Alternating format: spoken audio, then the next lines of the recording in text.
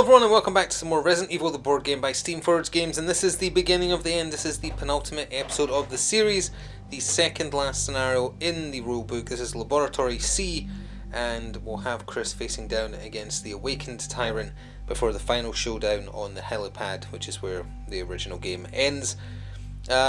Once we exit the floor you're currently seeing us on, I'll probably tidy that away fully, because then it's kind of like a mad dash through the laboratory, out the lab entirely, back out onto the outside in the garden before everything explodes. So I don't know if there is literally a rush mechanic. There is a mechanic that's going to cut the tension deck shorter.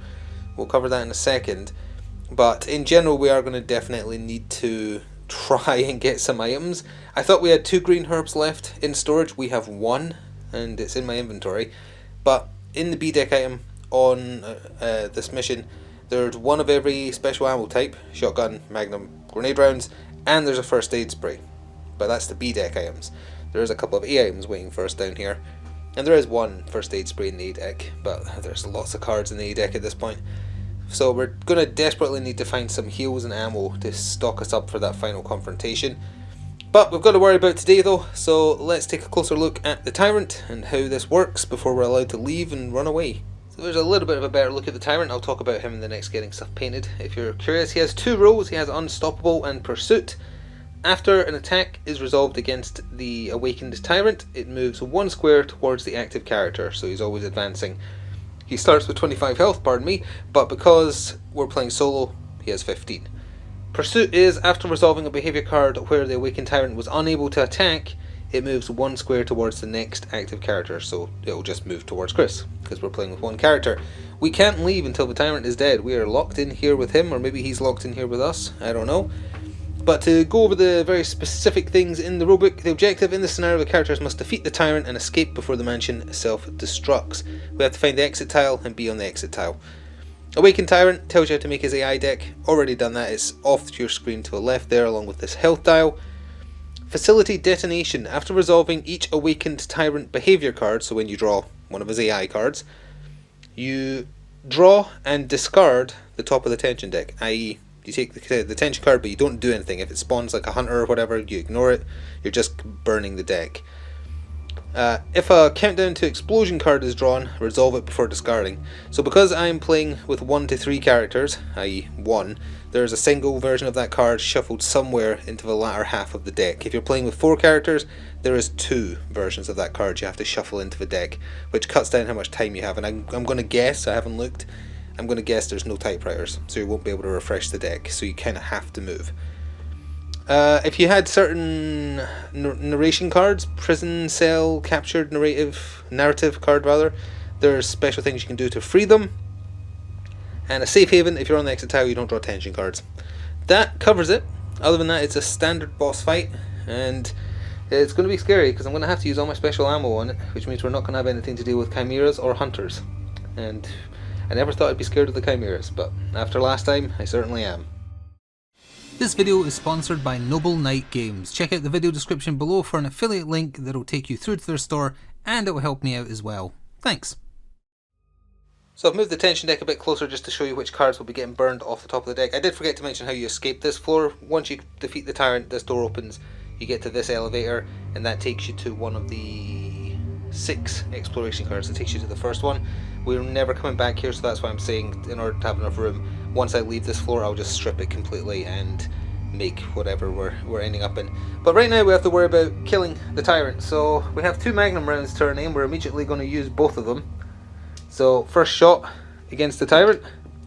That is pretty good. That is 3 damage.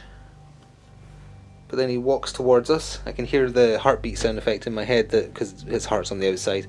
Because they thought it was a good idea to give a bio weapon a weak point. Wow, 3 more damage. That puts him down to 9, but that's our big hit gone. He wanders through the door somehow. So, danger close, as they say. So my other 2 actions, Chris is going to go whoop, whoop, and back up a little bit. So, I know you're supposed to do the tension card after you do his AI card. I'm just going to do it quickly now. So, an all clear is burned. If it was a bad card, again, you don't do anything with it. But, what is he doing? Rapid swipes. Move 1 towards the active character. Most bosses well, the big base bosses aren't allowed to move diagonally, but he's not on a big base, so I'm not sure if that applies. I'm going to presume not, because he is kind of lumberous when you're fighting him. So then he would do a range 1, that doesn't work, but then he moves again, and he does attack. Need to do the best dodge, or I take 1 damage and get pushed. Yep, alright, Chris gets batted away by the claw, takes 1 damage, doesn't do anything else. No, it does not. Alright, our turn again. Let's crack out the grenade launcher, which is full, plus we have a refill for... Oh, no, I used that. I have a refill for the shotgun. We'll punt a grenade. And what does that do with those? It does 2. Putting him at 7. He walks towards us. Now, what happens if he's right up to us and after an attack resolved against this awakened tyrant, it moves 1 square towards the active character. He doesn't have a push effect, like he doesn't have a push listed on his card, so I presume he won't move any closer if he's already at you, but that's a guess, it didn't make that clear. Second grenade. Better. 3 damage. He has 4 health left. I have 2 actions left. Going whoop and whoop. End of turn. Tension card is burned. Glad that one's gone. AI card for the Tyrant. Wild Smash. Move 1 towards the active character. Whoop. Heartbeat. And then it is range 1, medium dodge. He can't reach us. So, perfect. Let's fire 1 grenade and see how that does. Look, that's 3, so he's got 1 health left. He's only just woken up, that's why he's slow and weak. Although he did just kill Wesker. So he has 1 health left. Let's just flamethrower. We have 2 ammo left in the flamethrower. Let's use one of them. Burn the Tyrant to death. Well, not to death. He just kind of falls through the wall, I guess. And he'll be back to haunt us later. That was 2 actions. I'm going to use a 3rd action to burn 3 kerosene tokens to refill the flamethrower to full, because we need it. Now, at what point... I'm going to presume you now draw and resolve cards normally, because once he's defeated, this door opens. So we're allowed to leave. So I presume at this point tension cards are done as normal, because we're not drawing AI cards. So, well, it's an all clear anyway, so it doesn't really matter. We're going 1, 2, 3, 4. We're going to have to come down here to loot before we escape in the elevator. Deadly Rasp. Draw an encounter card. We're actually drawing 2 encounter cards because we are in Skull and Crossbones territory. Yellow unexplored. We're not coming back. The mansion is exploding, as is the labs. Spawn. There's no corpses. Perfect. So that was that card. We're going to loot, move, loot for 3, move here for 4, unless I need to use the storage box. First aid spray. Come on, first aid spray. Stun gun. I mean, that's fine. That would have saved us last time if I had a defensive item on me. Let me make sure I shuffled this. Did I shuffle this? Oh, I did shuffle it. Okay, fair enough. Because those got added last time, so I was like, oh, did I remember to shuffle it? No, I did. Sadly, I did. Although having 2 defensive items is not a bad thing. So, digicard. All clear. And now we're just going up the floor. 1, 2, 3. So I'm going to strip all this away. We don't need these cards until we fight in the next one now. You don't use the Awakened Tyrant stat card. He's got he fully fights you on the roof. But we're going to card number 1. And here's what's waiting for Chris when he gets up the elevator shaft there. And what does that say? Oh, that says, I thought it was an 8. I was very confused there for a second, but no, it's just the start. So there's a horrible room waiting for us. So my last action is going to be to open the elevator door, but we are not stepping in until we have a fresh turn. Because 3 encounter cards is bad, but we need those B items because there's a 1 in 4 chance of one of them being a first aid. Although we also have to worry about hopefully not using them and keeping them for the finale. So it's an all clear. Oh, they're going to be doing their worst attack though. That's why we have defensive items. We got lucky with defensive items, let's use them. Go in for 1, draw 3 encounter cards. See what we get. We get a corpse. We get... there's what I was afraid of. We get a chimera. So the corpse would be there, the chimera is here. Got to spawn them in the order they're drawn. There we go. And then finally, spawn a zombie in the active character square. Arg. Okay, we can make use of the dagger we just got because I need to shoot the chimera. The chimera is the threat, not the zombie. So, we'll punt a grenade at the Chimera. Well, it doesn't reach us, so it will move. It reaches onto us. This is going to get very messy. The zombie would hit us. We'll use the dagger to push him into the elevator and not take any damage as a result of defensive item. We'll punt another grenade at our feet, and this time Chris won't miss. Never mind. We'll use the stun gun then. If this character is attacked by an enemy in the same square and fails to evade... Oh no, it's not an evade roll. Never mind. So we would have taken 1 damage from the zombie, and then we just took 1 damage from the Chimera. So that is getting shoved in there. The zombie's back out here. Now I'm doing an evade roll to close the elevator shaft. And we passed it. Elevator shaft, shutting the Chimera in the elevator. End of turn. Zombie bites. Zombie fails. But we're still we're on orange. We're on 2 health. Tendry guard. Fevered assault. So we're moving further. And if we get an open door card, that Chimera's coming after us again. Alright, let's just flamethrower this zombie and hope for the best. Gotcha. Let's use the green herb in my inventory. Heal for 1. So we're up to 3 health. And then we'll move here for 2, and we are going to try and loot. Or sorry, for 3. Loot for 4. Yes. The zombie does not get up. We have found grenade rounds. Something I would like to hold on to, although if we fire 1 more grenade I'm going to have to use them to make inventory space, because now we're actually full. So, end of turn. No cards, no nothing that opens the door, please. Walking away from the zombie. Yes. 1, 2, open for 3. I'm going to burn a turn. So we'll just end our turn there. All clear. We're going in for 1. No matter what happens, I'm closing this for 2. So we're going to have 2 actions left once we see what's spawning. Locate the closest tower to the active character that contains 1 or more enemies and at least 1 not closed door. So this door would have opened then. So doubly sure I'm closing that door. A dog. There's no dogs in the lab, they're not allowed. They're not scientists. But we'll use make-believe this time. And we have 2 actions left, as I said, so let's flamethrower the doggo. That's crispy. And he is gone. We have 1 action left. We start running towards the next door. No escape. Oh, you... He also gets to do a reaction.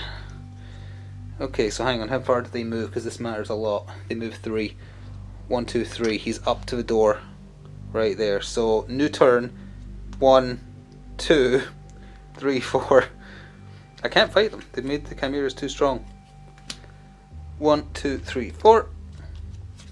All clear.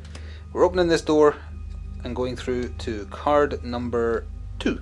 So it really isn't pulling any punches as we open ourselves into another triple encounter room. But you'll notice we're also immediately facing an archway, so I also populated card number 3 just so we didn't need to do another break immediately, although we probably do want to go over there for that B item.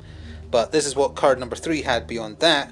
So there's a staircase that I presume we have to go to. This could be a supply room, I don't know. Another triple. Oh, I forgot to put the triple in there. I'll have to move it in a second because we're resolving 3 because we're in this room. So now that's a 3 room. Lovely. Let's see what horrors await. Spawn a corpse and then make it unexplored. We're not coming back, it's not going to matter. Spawn a corpse. Can do. Card number 2. After resolving all spawn entries on this card, replace the closest corpse with a zombie. Well, that zombie, or that corpse rather, is getting up. And another zombie in our square, huh? Okay. So that's actually a zombie. And there's 1 on us. We have 2 actions left. 2 flamethrowers. Let's do this thing. First zombie dead. Second zombie also dead. That was 2 more flamer rounds. We're down to 6. Attention. All clear. New turn. Closing door. I am scared of that chimera. Now, what is our best bet here? I have to get the B items, but there's a B item both routes, so, and it's archway, so it doesn't really matter. Let's move up a tiny bit more. There we are. So, Let's go 2, 3. 2 encounter cards. Place this card. Oh, this is draw an encounter card every time you touch this tile. We're not coming back, so that's fine. And end the turn immediately. Well, we only had 1 action left, so that's not so bad. Cornered. Locate the closest to the active character where there are enemies but no characters. Remove the... Oh no. Well, unfortunately the Chimera just teleported. And I never was able to hit it, was I? So it's still in full health. Well, once again we have a problem to deal with, but I'm sure I won't roll 3 blanks with a grenade launcher in a row, so let's shoot a grenade at it. That's fine. That is half its health, that's 2 damage. We'll reload and do it again. How many did you get back there? 4, so I'll just count up to 3 because we're immediately firing another one. Don't miss. Thank you. Goodbye. 2 actions. 3, 4. All clear. Yes it is. 1, look for 2, and let me see what I get first before I decide if we're going through or not. It's the first aid spray, but the point is I have to try and get through this without using the thing. I need it for the finale. The Tyrant is going to be really difficult. 2 actions left. It's a triple encounter room and there's a biohazard symbol right in front of us. I kind of also need to move the camera. You know, I'm going to burn a turn, so let's just tension card now. They'll be doing nasty attacks, that's fine. Alright, 3 more encounter cards. Here we go, here we go. Go through for 1.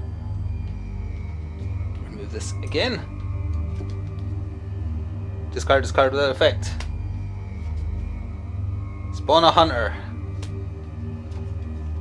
Spawn a corpse, and then at the end of the tension phase replace it with a zombie. So the hunter spawned first, so the corpse is there. And the hunter is wanting a hug directly in front of us. Alright, hunters, 3 health. 1 grenade could do it depending on the result. We'll fire the grenade. We're looking for a hit. Rolled a blank, and he's doing his middle bad attack, which is range 2 for 3 damage. So actually if that hits us, we're dead. Oh wait, but I missed my attack, so it does mean we've been hit.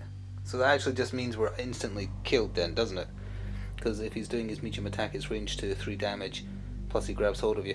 That would immediately end the mission. I'm going to pretend, just so that this video isn't 5 minutes long, that we rolled a hit so we can carry on and see a bit more of it, but that would have killed us right there. I technically could have used a first aid spray, but I need that for the next mission. So let's just make believe that I've made that roll, because otherwise the video ends right here. So carry on. 1, 2, 3. Smashed asunder. The closest door to us would be, well, I guess I get to choose. I shall choose the one that I was curious about what's inside, and we'll populate card number 4, and then what happens? Spawn a zombie. Oh, and then you would remove the card from the game, but it's the second last mission, and the final mission doesn't have tension cards, so it doesn't really matter. So inside that door is a power cell door, or a prison cell door. I presume that's just if you've had someone captured, so you can have the option to rescue them, because if you're playing as Chris you can rescue Jill, and vice versa. If you're playing as Jill you can rescue Chris. I did forget to put the door on. That is locked, but we're probably not going to bother with that. I did forget to replace the corpse here at the end of a turn with a zombie. I think it was after tension phase though, so it doesn't react. We need a zombie here where the door got smashed as well. In one of the squares, yeah, so I can choose, so it doesn't need to be on me. And after resolving this card, remove it from the game. Yeah, okay, so we're good. Actually, you know what? I'm going to pick the square I'm on, because it's past the reaction phase anyway. And let's flamethrower, followed by flamethrower. Well, that's why you don't do that. There we go. And then a third one. Wow. So that would have been that one on me. Oops. Last action. There we go. Took double the ammunition it should have, and we lost 1 more health. But he got the job done. Good on you, Chris. So that was 1 more, no, 2 more ammo extra, so we're down to 2 left.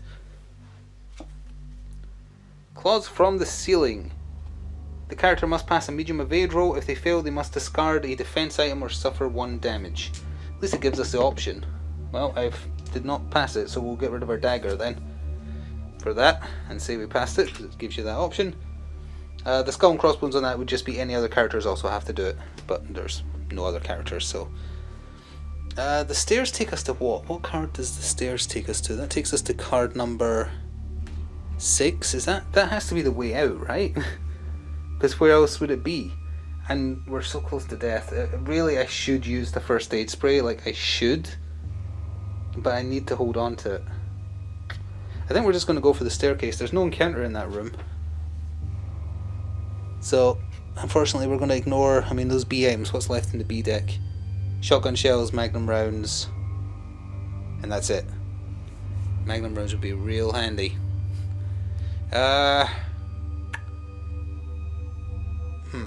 Hang on, I've opened this for 1. Let's go in here for 2. See what the encounter cards are and just run away if it's hard. Place the active character on the closest biohazard symbol. I already am. If there isn't an enemy in this character's square, spawn a zombie in it. Okay. And spawn 2 zombies. I mean, 3 zombies technically should not be bad, but with the way the dice is treating me, I don't know, let's use a shotgun shell. We've got 2 freebies. Use a shotgun shell on the zombie on our square. Okay, hang on. That is 1 damage to the entire square plus a push. So he's dead, and then the other 2 are close to us. We'll shoot with the shotgun, assault shotgun again. Exact same result. That's more like it. Down to 4.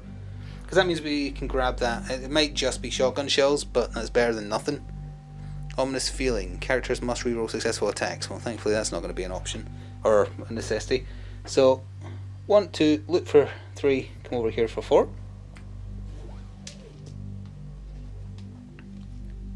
It's the one I wanted. Okay, it is magnum rounds, which means the B item over on the left there is more shotgun shells, which we already have on us anyway. Ideally, I don't want to have to reload the magnum until we get the 2 free ones for getting to the end. We'll see. We'll see. So, tension. All clear. 1, 2, 3, 4. Tension. Reanimate. Not going to be an issue because we are leaving this floor. I think I'm going to have to destroy this floor as well to make room. And are going up to card number 6. Oh, interesting. It skipped card number 5.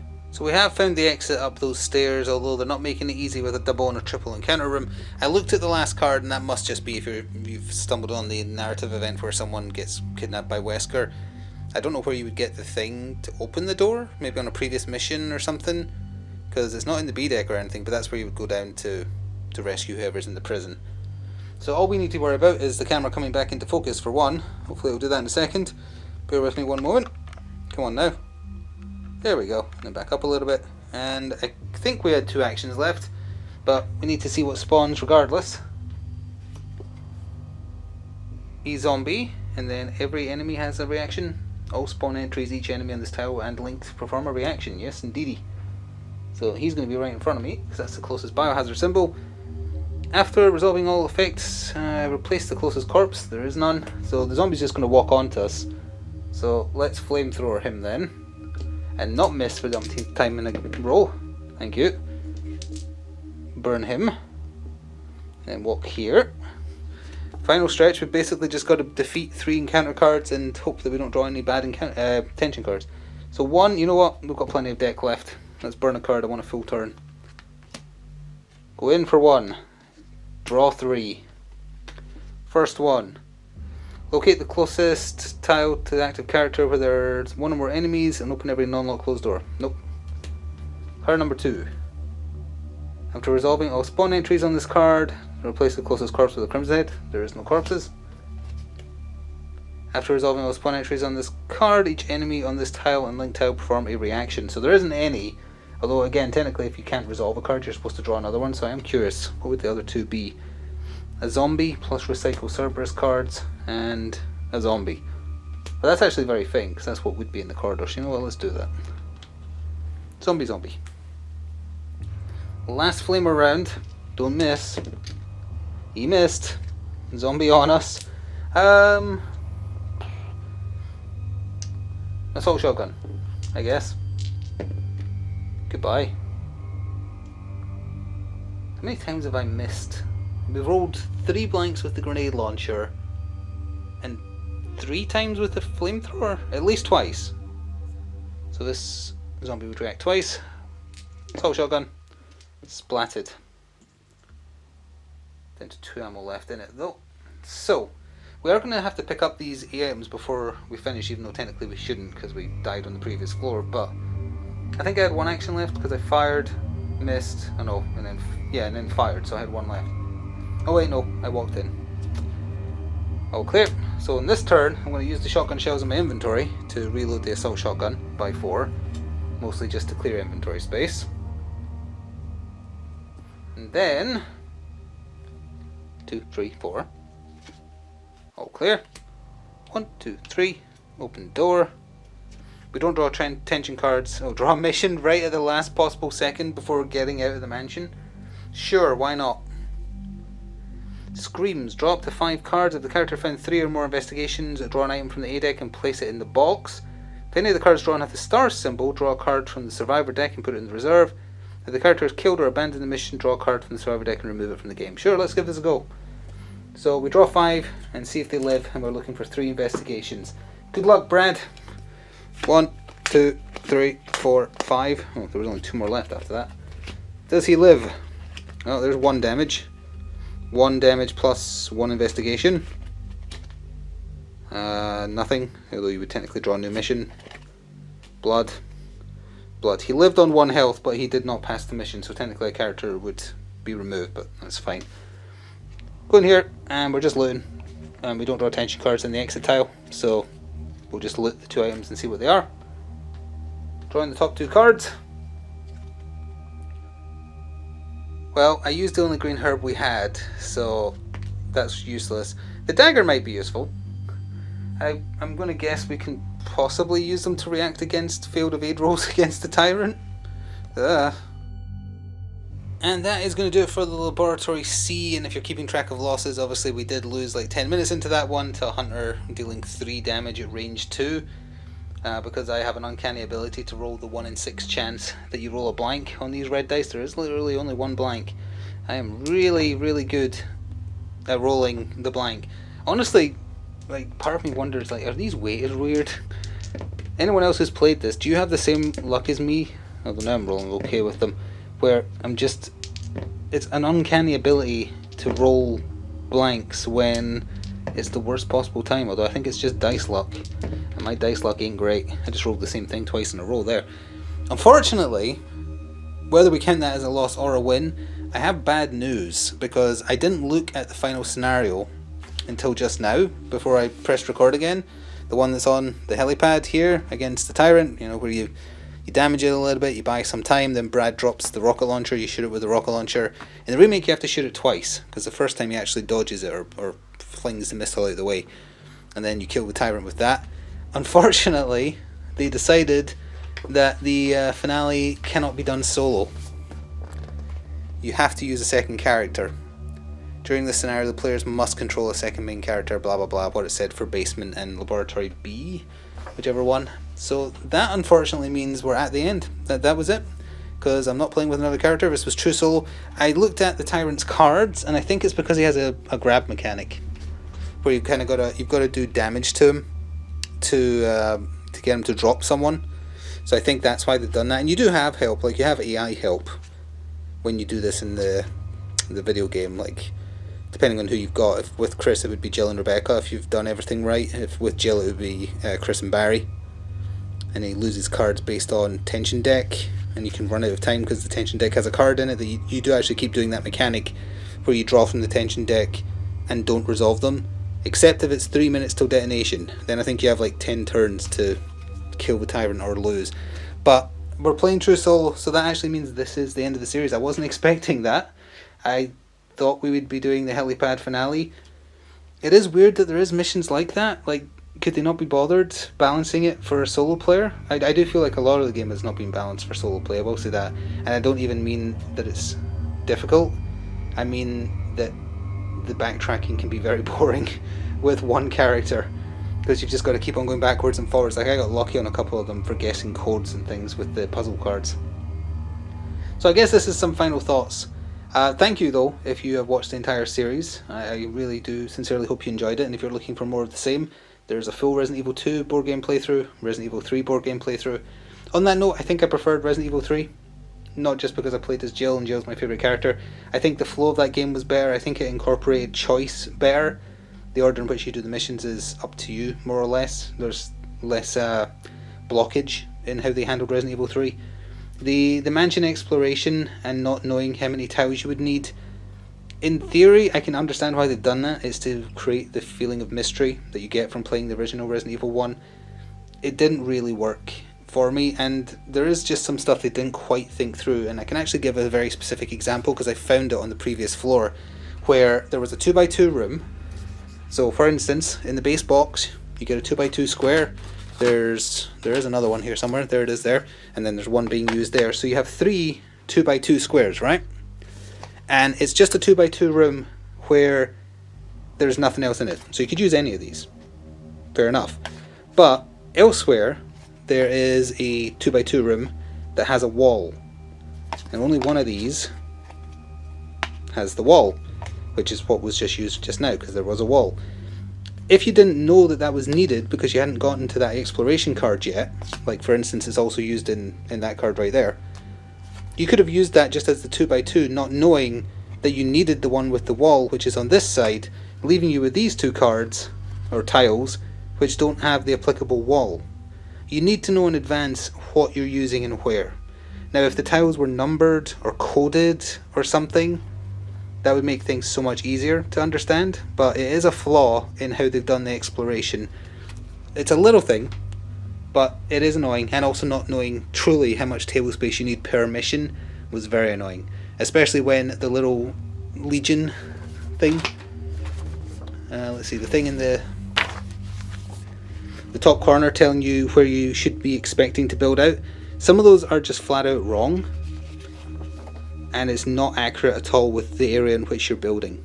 Like, it just is completely wrong in some cases. It looks like something they didn't update, as maybe they like changed the flow of the missions or changed the layout. So there is some classic Steamforged sloppiness, and I am sorry to say that, but they do get sloppy. See their Dark Souls D&D book, Bard Song, the books are filled with spelling, grammar errors, you know, that kind of thing. I think God Tier is probably the best thing they've ever done, so it's a great shame that it's basically DOA, because that is fantastic. I highly recommend God Tier, but it's still fun, but it is a bit of a shame that there was some faults, although you didn't come here looking for a review and I'm rambling. So I will once again thank you for watching this series. I sincerely hope you enjoyed it. I hope to be able to afford the Resident Evil 4 game to give that a go. I'm curious how they'll be able to turn that into a miniature game, because it's so different to how these have been. It'll be very intriguing to see how they do it. I like the look of it. If I can afford it, I'll absolutely back it, and I'll absolutely do another playthrough and see if I like it or not. All I can be is honest with my thoughts on the game. If you have watched the whole series though and have enjoyed it, or at least, you know, on some level, please do consider pressing the thanks button on this finale, or just leaving a like, a comment. Maybe go check something else out on the channel. I would appreciate it. Enjoy the rest of your day though, and if that's it, if you were only here for Resident Evil, thanks for stopping by. Maybe see you in the future. Until next time, ta-ta for now.